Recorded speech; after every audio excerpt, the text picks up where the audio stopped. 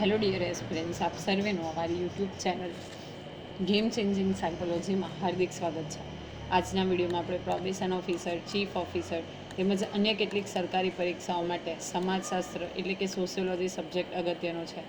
અને સાથે સાથે જે વિદ્યાર્થીઓ બેચલર ઇન સોશિયોલોજી અને માસ્ટર ઇન સોશિયોલોજી સાથે સંકળાયેલા છે તો એમને માટે પણ આ સબ્જેક્ટ અગત્યનો છે. અને એ અંતર્ગત આપણે સામાજિક સ્તરીયકરણ એ ચેપ્ટરની ચર્ચા કરી રહ્યા છે. તો અગાઉના વિડીયોઝ તમે જોયા ન હોય તો પ્લેલિસ્ટમાં જઈને વિડીયોઝ ચેક કરી લેશો. અગાઉના વિડીયોમાં આપણે SC કમ્યુનિટી એટલે કે શેડ્યુલ કાસ્ટના લક્ષણો, કઈ કઈ એમની આગવી વિશેષતાઓ છે એ, અને એના પછીના વિડીયોમાં આપણે ST કમ્યુનિટી એટલે કે શેડ્યુલ ટ્રાઇબ એની કઈ કઈ આગવી લાક્ષણિકતાઓ છે, કઈ કઈ અનુસૂચિમાં કોના દ્વારા એટલે કે રાષ્ટ્રપતિ દ્વારા સંકળાયેલી એટલે કે એમના દ્વારા તૈયાર કરેલી અનુસૂચિત આધારિત જે કોઈ કમ્યુનિટીનો સમાવેશ SC STમાં થાય છે, સ્પેશિયલી STમાં, નોટ SCમાં, તો એ અંગેની આપણે વિસ્તૃત ચર્ચા કરી હતી. તો એ વિડીયોઝ તમે જોયા ન હોય તો પ્લેલિસ્ટમાં જઈને ચેક કરી લેશો. હવે આજના વિડીયોમાં આપણે કેટલીક આદિમ જાતિઓ છે એટલે કે SC ST OBC અને SCBC, તો એનું વર્ગીકરણ એટલે કે એનું ક્લાસિફિકેશન કેવી રીતે કરવામાં આવે છે, કેવી રીતે એને ડિવાઈડ કરવામાં આવે છે, તો એ વિશેની આપણે વિસ્તૃત ચર્ચા કરવાના છે. તો સૌપ્રથમ આપણે જોઈએ તો ભારતની આ જે આદિમ જાતિઓ છે SC SC OBC, ઓકે, તો એનું 6 રીતે આપણે વર્ગીકરણ કરી શકીએ છીએ. એટલે કે આ જે ભારતની આદિમ જાતિઓ છે એને આપણે 6 રીતે વર્ગીકૃત કરી શકીએ છીએ, ડિવાઈડ કરી શકીએ છીએ. એમાં નંબર 1 છે ભૌગોલિક રહેઠાણની દ્રષ્ટિએ.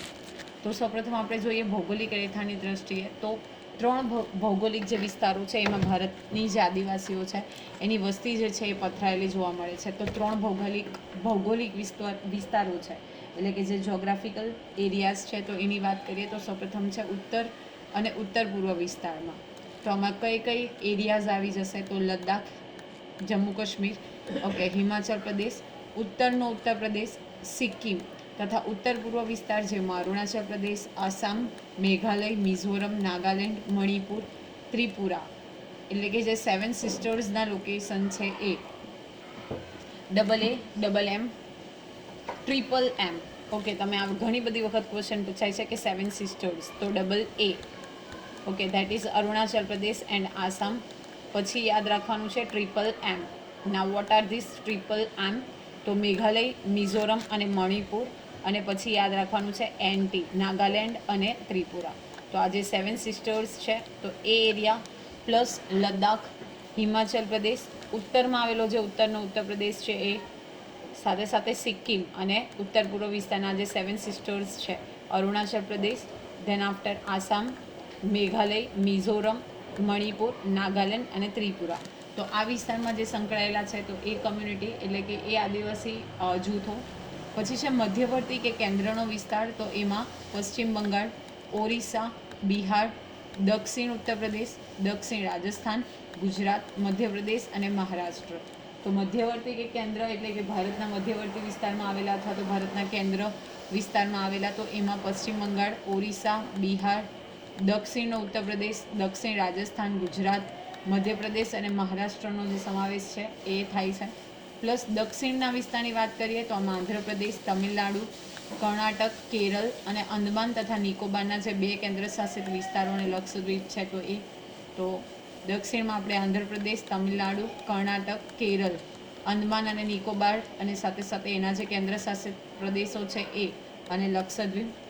મધ્યવર્તી વિસ્તારોમાં સૌથી વધુ આદિમ જાતિ વસ્તી વસે છે. તો આ એક યાદ રાખવાનું છે કે ભારતના જે મધ્યવર્તી વિસ્તાર છે એટલે કે કેન્દ્રના વિસ્તાર છે તો એમાં બેઝિકલી આદિવાસીની વસ્તી વસે છે. અને અહીંયા વસેલા જે આદિવાસીઓ છે એ અન્ય વિસ્તાર કરતાં વધુ જાણીતા બન્યા છે. તો આ પણ અગત્યનું છે કે બેઝિકલી જો આપણે મધ્યવર્તી વિસ્તારની વાત કરીએ તો ત્યાં સૌથી વધુ આદિવાસી કમ્યુનિટી આપણે જોઈ શકીએ છીએ. અને અહીંયા જે એટલે કે કેન્દ્રમાં વસેલા આદિવાસીઓ છે એ બીજાની કમ્પેરિઝનમાં વધારે જાણીતા પણ બન્યા છે. એ જોયું આપણે ભૌગોલિક રહેઠાણની દ્રષ્ટિએ એટલે કે જોગ્રાફિકલ રેસિડન્સની પર્સપેક્ટિવથી. નેક્સ્ટ છે વસ્તી પ્રમાણની દ્રષ્ટિએ. તો જેની વસ્તી સૌથી વધારે છે, કોની વસ્તી સૌથી ઓછી છે, તો એ વસ્તીના આધારે પણ આપણે આદિમ જાતિઓનું વર્ગીકરણ જે છે એ કરી શકીએ છીએ. તો સૌપ્રથમ ડૉક્ટર બ્રિજરાજ ચૌહાણ આદિમ જાતિની જે વસ્તી છે એના 2 પ્રમાણે ભાગ પાડે છે. એક સૌથી ઓછી વસ્તીવાળા પ્રદેશો અને રાજ્યો, અને ખૂબ જ મોટા પ્રમાણમાં વસ્તીવાળા પ્રદેશો અને રાજ્યો. તો આપણે યાદ રાખવાનું છે ડૉક્ટર બ્રિજરાજ ચૌહાણ જે છે 2 પાર્ટમાં ડિવાઈડ કરે છે. જ્યાં સૌથી ઓછી વસ્તી છે એ પ્રદેશ અને રાજ્ય, અને જ્યાં સૌથી મોટા પ્રમાણમાં વસ્તી છે એ પ્રદેશ અને રાજ્ય. નેક્સ્ટ છે સાંસ્કૃતિક દ્રષ્ટિની વાત કરીએ તો ડૉક્ટર વેરિયર એલ્વિન અને પ્રોફેસર દાસ અને સામાજિક કાર્યકર પરિષદે સાંસ્કૃતિક દ્રષ્ટિએ વર્ગીકરણ કર્યું છે. અને ડૉક્ટર વેરિયન એલ્વિને સાંસ્કૃતિક દ્રષ્ટિએ 4 વિભાગ બતાવ્યા છે. ઓકે, તો ડૉક્ટર વેરિયન એલ્વિન, પ્રોફેસર દાસ અને સામાજિક કલ્યાણ પરિષદ, ત્રણેય જે બેઝિકલી આદિમ જૂથો છે એનું સાંસ્કૃતિક દ્રષ્ટિએ વર્ગીકરણ કર્યું છે.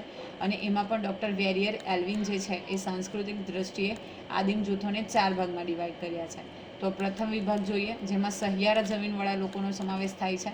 તેઓ ખૂબ પછાત જીવન જીવે છે, અજાણ્યા લોકોના સંપર્કમાં આવતા ડરે છે. હવે જેની સહિયારી એક સાથે રહેલી જમીન, તો એ જૂથો જે ખૂબ જ પછાત રીતે જીવન જીવે છે અને કોઈ પણ અનનોન પર્સન્સ છે, અજાણ્યા લોકો, તો એના સંપર્કમાં આવતા ડરે છે. દાખલા તરીકે બસ્તરના મુરિયા, ઓરિસ્સાના બોંદો અને જુઆંગ. તો આ એક્ઝામ્પલ્સ યાદ રાખવાના છે કે બસ્તરના મુરિયા કમ્યુનિટીના લોકો, ઓરિસ્સાના બોંદો અને જુઆંગ કમ્યુનિટી છે તો એ. બીજો વિભાગ છે જેઓ જંગલો અને ડુંગરોમાં રહે છે, અગેન સમૂહ જીવન જીવે છે. તો જંગલોમાં રહેતી કમ્યુનિટી અથવા તો ડુંગરોમાં રહેતી કમ્યુનિટી, અને એ પણ પોતાનું જે જીવન છે એ સમૂહમાં જીવે છે, ગ્રુપમાં વ્યતીત કરે છે. બહારના લોકો સાથે સંપર્ક એમનો ઓછો છે, એટલે કે એમની કમ્યુનિટી સાથે મતલબ છે બહારની જે કમ્યુનિટી છે, બહારના લોકો છે એની સાથે એનો સંપર્ક ઘણો ઓછો છે. ત્રીજા વિભાગની વાત કરીએ તો આ વિભાગના લોકોની સંખ્યા વિશેષ છે, પોતાની સંસ્કૃતિમાં હવે બદલાવ લાવી રહ્યા છે. તેમના કેટલાક પરંપરાગત સંસ્કૃતિને ત્યજી અને વિચારિત વર્તન તરફ પણ વળ્યા છે. ઓકે, તો પોતાના ટ્રેડિશનલ જે વર્તન બિહેવિયર છે તો એમાં પણ એ લોકોમાં આપણે ચેન્જીસ જોઈ શકીએ છીએ અને એ લોકો એક નવા પ્રકારના વિકસિત વર્તન તરફ આગળ વધી રહ્યા છે. ચોથો ભાગ છે આ વિસ્તારમાં ભીલ સરદારો અને મુરિયા જેવા જમીનદારોનો સમાવેશ થાય છે. ઓકે, લેન્ડલોર્ડ્સ આપણે કહી શકીએ તો ભીલ સરદાર અને મુરિયાનો સમાવેશ થાય છે. અને આર્થિક રીતે તેઓ ખૂબ જ સદ્ધર અને સમૃદ્ધ છે. તો ડૉક્ટર વેરિયન એલ્વિન જે છે સાંસ્કૃતિક દ્રષ્ટિએ 4 ભાગમાં ડિવાઈડ કર્યા છે. હવે આપણે જોઈએ આર્થિક દ્રષ્ટિએ તો કેટલાક માનવશાસ્ત્રીઓએ આદિમ જાતિઓનું વર્ગીકરણ આર્થિક રીતે કર્યું છે. તો આ પણ અગત્યનું છે કે કેટલાક માનવશાસ્ત્રીઓ જે છે એ આદિમ જૂથોનું વર્ગીકરણ કઈ રીતે કર્યું છે, આર્થિક રીતે, એટલે કે ઇકોનોમિકલી કેવી પોઝિશન છે તો એના આધારે, જેમાં શિકાર, પશુપાલન, ખેતી, કારખાના, ઉદ્યોગો વગેરેના સંદર્ભમાં વર્ગીકરણ કરવામાં આવે છે. હવે આર્થિક દ્રષ્ટિની વાત કરીએ તો એમાં શિકાર, પશુપાલન, ખેતી, કારખાના, ઉદ્યોગો એના સંદર્ભમાં આપણે વર્ગીકરણ જે છે કરી શકીએ છીએ. હવે ભાષાકીય દ્રષ્ટિએ વાત કરીએ તો ભારતની સર્વ આદિમ જાતિને ભાષાકીય દ્રષ્ટિએ મુખ્ય 3 ભાષાના કુટુંબો સાથે વર્ગીકૃત કરવામાં આવે છે. તો જે 3 ભાષા એટલે કે લેંગ્વેજ ફેમિલીઝ છે તો એમાં ડિવાઈડ કરવામાં આવે છે. તો સૌપ્રથમ છે ઓસ્ટ્રિક ભાષા કુટુંબ.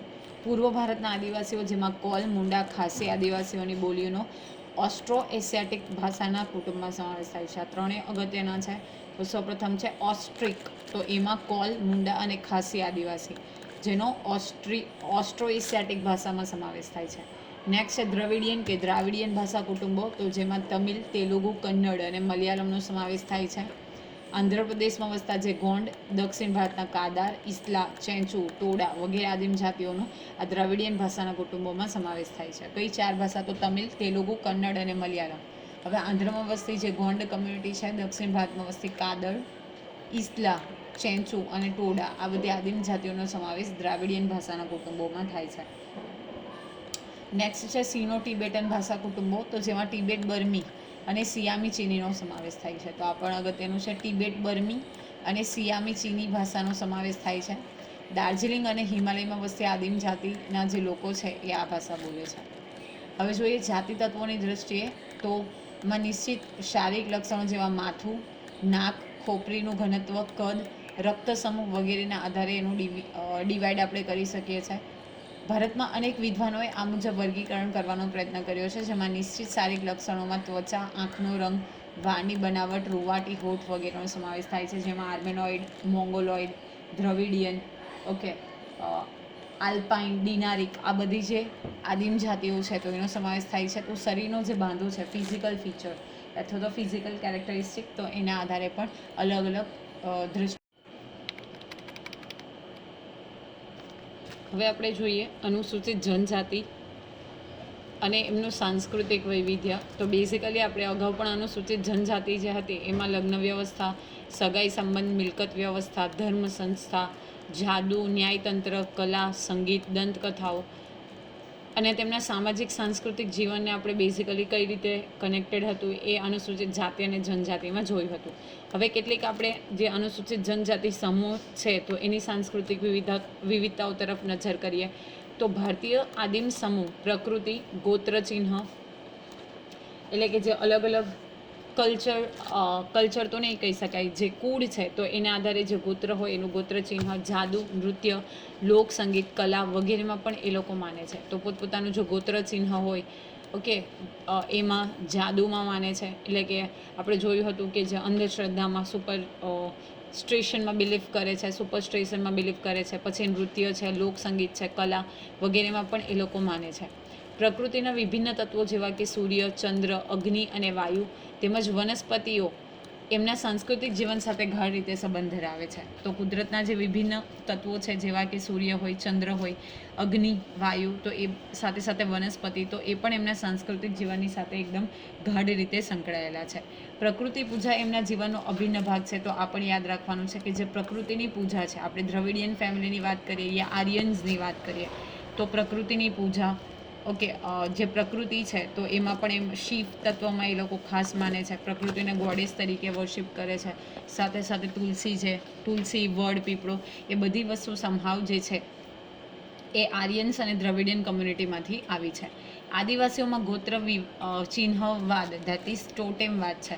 આ એક સામૂહિક ચેતનાનું પ્રતીક છે જેમાં જે તે ગોત્રના સભ્યો કોઈ ગૂઢ, અલૌકિક અને પવિત્ર સંબંધ રાખે છે. હવે અગાઉના વિડીયોમાં પણ આપણે જોયું હતું કે જે આદિવાસીઓ છે એ ગોત્ર ચિહ્ન એટલે કે ટોટેમવાદમાં માને છે. એક ચોક્કસ સામૂહિક ચેતનાનું પ્રતીક છે અને જે તે ગોત્રના સભ્યો હોય તો એનું જે આ ગોત્ર ચિહ્ન છે તો એ કેવું હોય છે? સરખું હોય છે. ટોટેમ પ્રત્યે સમૂહના સભ્યો આદર, શ્રદ્ધા, ભક્તિ ઉપરાંત ભયની લાગણી પણ ધરાવે છે. ઓકે, આદર, શ્રદ્ધા, ભક્તિ એ બધી વસ્તુઓ સંભાવ આ ટોટેમ સાથે સંકળાયેલી છે. આદિમ જાતિ સમાજમાં ધર્મ અને જાદુ સાંસ્કૃતિક જીવનના અભિન્ન પાસા છે. તેઓ આ વિશે જ્ઞાન ધરાવે છે. તો જે ધર્મ છે, જાદુ ટોણા છે, એ પણ આ બધી એમના જે સાંસ્કૃતિક જીવનનો એક ભાગ છે. જાદુમાં તેઓ મંત્ર અને તંત્રનો ઉપયોગ કરે છે. સફેદ જાદુ જે રક્ષણાત્મક અને કલ્યાણકારી છે, જ્યારે કાળો જાદુ તાંત્રિક વિદ્યા અને ભૂત પ્રેત સાથે સંકળાયેલ છે. તેઓ માને છે કે જાદુ દ્વારા અલૌકિક શક્તિ ઉપર આધિપત્ય જમાવી શકાય છે. પ્લસ તેઓ જાદુમાં પણ માને છે, મેજિકમાં, ઓકે, વ્હાઇટ મેજિક અને બ્લેક મેજિક. તો જે સફેદ જાદુ છે એ રક્ષણાત્મક અને બેઝિકલી કલ્યાણકારી છે એવું માને છે, જ્યારે જે આ બ્લેક મેજિક છે એ તાંત્રિક વિદ્યા અને ભૂત પ્રેત સાથે સંકળાયેલ એવું એ લોકો માને છે. સાથે સાથે જાદુ દ્વારા એટલે કે આ મેજિક પાવર દ્વારા એ લોકો અલૌકિક જે શક્તિ છે એની ઉપર પણ આધિપત્ય જમાવી શકે છે, જમાવી લે છે એવું એ લોકો બિલીફ કરે છે. નેક્સ્ટ જોઈએ કલા એટલે કે આર્ટ. તો આદિવાસીઓ વર્ષોથી કલા અને સૌંદર્ય સાથે સંકળાયેલ છે. તેમની કલામાં સૌંદર્ય અને સંવેગની સાથે સામાજિક તત્વો પણ સંકળાયેલ છે. તેમના વિચારો, મૂલ્યો, કર્મ, પરંપરા, ધર્મ, સામાજિક અને ભૌગોલિક પરિસ્થિતિ સાથે તેની ઉપયોગિતા સાથે સંકળાયેલ છે. દાખલા તરીકે કલાત્મક કાંસકી, વાંસની ટોપલીઓ વગેરે. હવે જે વર્ષોથી એમની જે કલા છે, સૌંદર્ય છે, એની સાથે પણ તેઓ માને છે જે સૌંદર્ય છે અને સંવેગની સાથે સાથે સામાજિક તત્વો પણ સંકળાયેલા છે. એમના જે મૂલ્યો છે, ધર્મ છે, ઓકે, સામાજિક અને ભૌગોલિક પરિસ્થિતિ છે, વિચારો છે, તો એની સાથે પણ એની ઉપયોગિતા સંકળાયેલી છે. ફોર એક્ઝામ્પલ, કલાત્મક તરીકે કાંસકી બનાવવી, વાંસની ટોપલીઓ બનાવવી, તો આ એમની એક કલા છે. કલાની અભિવ્યક્તિની શૈલી એમના સંગીત, તાલ અને સૂરમાં પણ અભિવ્યક્ત થાય છે. તો એમનું જે સંગીત છે, મ્યુઝિક, તાલ છે એટલે કે રિધમ છે, સૂર છે, ઓકે, તો એ બધી વસ્તુઓમાં પણ એ અભિવ્યક્ત થાય છે. ડૉક્ટર વેરિયન એલ્વિન જણાવે છે તે મુજબ ભારતીય આદિમ જાતિની કળામાં યથાર્થવાદ અને પ્રતીકવાદ બંનેનો સમાવેશ થાય છે. તો આ પણ અગત્યનું છે કે યથાર્થવાદ છે એ અને સાથે સાથે એમનો જે પ્રતીકવાદ છે તો બંનેનો સમાવેશ આ આદિમ જાતિની કળામાં થાય છે. તેઓ મૂર્તિકલા અને ચિત્રકલા બંનેનો સમાવેશ કરે છે. તેમની દિવાલો, ઓજારો ઉપરાંત આભૂષણોમાં પણ એ વ્યક્ત થાય છે. ઓકે, તો ચિત્રકળા પણ કરે છે અને સાથે સાથે મૂર્તિ ઉપર પણ કળા સાથે તે લોકો સંકળાયેલા છે.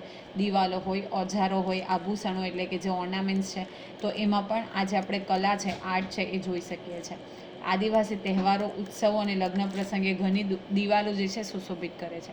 કોઈ તહેવાર હોય, ઉત્સવ હોય, લગ્ન પ્રસંગ હોય તો પોતાના ઘરની જે દિવાલો છે તો એની ઉપર પણ એ પેઇન્ટિંગ કરે છે. ભીંત ચિત્રો માં એ વ્યક્ત થાય છે. તો એમના જે ત્યાં ભીત ચિત્રો છે દિવાલોમાં, તો એમની જે અભિવ્યક્તિ છે, ઓકે, એ આપણે જોઈ શકીએ છીએ. દાખલા તરીકે ગુજરાતમાં રાઠવાનું પિઠોરા ચિત્ર તમે અહીંયા જોઈ શકો છો. અગાઉ પણ આપણે જોયું હતું કે જે અલગ અલગ ઘોડા છે દેવી દેવતાઓને આધાર રાખીને, તો એ બધી વસ્તુ તમે અહીંયા પ્રકૃતિ સાથે સમહાવ કનેક્ટેડ જોઈ શકો. ઓકે, અહીંયા બર્ડ્સ છે, અહીંયા એનિમલ્સ છે, અહીંયા ઘોડાઓ છે, અહીંયા માણસો છે, હાથી તમે જોઈ શકો છો, ઘર જોઈ શકો છો, મોર જોઈ શકો છો, ઓકે, ટ્રી છે, માણસો છે. તો સમહાવ અહીંયા તમે જોઈ શકો છો કે એનિમલ્સ છે. તો આ બધી વસ્તુઓ જે પ્રકૃતિની સાથે સંકળાયેલી છે, તો એ બેઝિકલી જે વસ્તુઓ છે, તો એને આપણે આ પિઠોરામાં જોઈ શકીએ છીએ, જે ગુજરાતના રાઠવા કમ્યુનિટીનું છે. ઓકે, તો આ લગ્ન પ્રસંગે એમના જે દિવાલો છે, તો એમની ઉપર દોરાતું આ ચિત્ર છે. It was like very beautiful. તો એ તમે અહીંયા જોઈ શકો છો. એ રીતે મૂરિયા લોકો જે છે હાથી, ઘોડા અને માનવની મૂર્તિઓને દેવને અર્પણ કરે છે. તો આપણે જોયું હતું કે મૂરિયા કમ્યુનિટી જે છે એ લોકો હાથી બનાવે છે, ઘોડા બનાવે છે, સાથે સાથે માનવની મૂર્તિઓ બનાવે છે અને જે દેવો હોય એને અર્પણ કરે છે. સાંથાલ લગ્ન વખતે ડોલીને સુંદર રીતે શણગારે છે. ઓકે, સાંથાલ કમ્યુનિટીની વાત કરીએ તો જે ડોલી હોય છે, તો એને એ લોકો સુંદર રીતે શણગારે છે. ભારતના આદિવાસીઓમાં સંગીત અને નૃત્યમાં તાલ, સૂર અને વાદ્યતંત્રનો ત્રિવેણી સંગમ જોવા મળે છે. ઓકે, તો એમાં તાલ, સૂર અને જે વાદ્ય છે, ઇન્સ્ટ્રુમેન્ટ્સ, તો એ બધી વસ્તુઓનો એક સંગમ આપણે જોઈ શકીએ છીએ. એમના વાજિંત્રો ઇલેક્ટ્રોનિક્સ નથી હોતા, પરંતુ ફૂંક મારવી, હવા મારવી, થાપ આપવી વગેરેથી વાગે છે. ઓકે, તો સમહાવ ટ્રેડિશનલ મ્યુઝિકલ ઇન્સ્ટ્રુમેન્ટનો ઉપયોગ થાય છે. ઇલેક્ટ્રિસિટીનો યુઝ કરીને કીબોર્ડ, એ બધી વસ્તુ અહીંયા નથી જોઈ શકાતી. ઓકે, ફૂંક મારવી, સુશીર વાદ્યો છે, હવા ભરવી, થાપ મારવી એટલે કે ઠપકારવા, તો એ બધી વસ્તુઓથી બેઝિકલી એમના જે મ્યુઝિકલ ઇન્સ્ટ્રુમેન્ટ્સ છે એ લોકો યુઝ કરે છે. દાખલા તરીકે સારંગી, વાંસળી, સૂર, તંબૂર, બીન, ઢોલ, ઘંટ, મૃદંગ વગેરે એમાં સમાવિષ્ટ છે. એટલે કે જો ટ્રેડિશનલ આપણા ઇન્સ્ટ્રુમેન્ટ્સ છે, તો સમહાવ આપણે એ જોઈ શકીએ છીએ. લગ્ન, ધાર્મિક પ્રસંગ, તહેવાર, ઉત્સવ વગેરેમાં તેઓ નૃત્ય કરે છે. ઘણીવાર રાજા, શિકારી પશુઓના મોહરા પણ પહેરે છે. ઓકે, તો ધાર્મિક પ્રસંગ હોય, તહેવારો હોય, ઉત્સવ હોય, એમાં એ લોકો નૃત્ય એટલે કે એમનું જે ટ્રેડિશનલ ડાન્સ ફોર્મ છે, એક ડાન્સ કરે છે. કોઈક વખત એ લોકો રાજાના મોહરા પહેરે છે, શિકારી અને પશુના મોહરા પણ પહેરે છે. એક નૃત્ય જે છે ઠાકરીઓ ચારો, ઓકે, આદિવાસીમાં ચાળો નૃત્ય છે એ અગત્યનું છે. એટલે કે આપણે જે ડાંગ જિલ્લાના આદિવાસીઓ છે એમની સાથે સંકળાયેલું છે. તો એમાં એ લોકો જે પંખીઓ છે, ઓકે, સ્ક્વિરલ્સ છે, સ્પેરો છે, તો એ બધાનું ઇમિટેશન કરે છે, એટલે કે એના અવાજની કોપી કરે છે. એ લોકો સમૂહ નૃત્ય પણ કરે છે. લોકગીતો દ્વારા સામૂહિક જીવનની એકતા પ્રદર્શિત કરે છે. તેઓની ભાષા, શૈલી, લોકકથા પણ એમાં વણાયેલી છે. તો સમૂહ નૃત્ય સાથે સંકળાયેલા છે.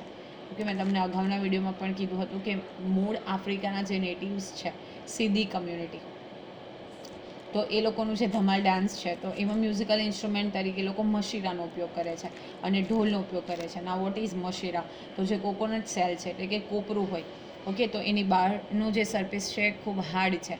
તો એમાં બેઝિકલી એ લોકો શું કરશે, નાના નાના પથ્થરો ભરીને એને કાપડથી બંધ કરી દેશે અને પછી એનો એક મ્યુઝિકલ ઇન્સ્ટ્રુમેન્ટ તરીકે ઉપયોગ કરે છે. અહીંયા તમે વારલી જે આર્ટ છે એ જોઈ શકો છો. એને પણ જીઆઈ ટેગ મળેલો છે.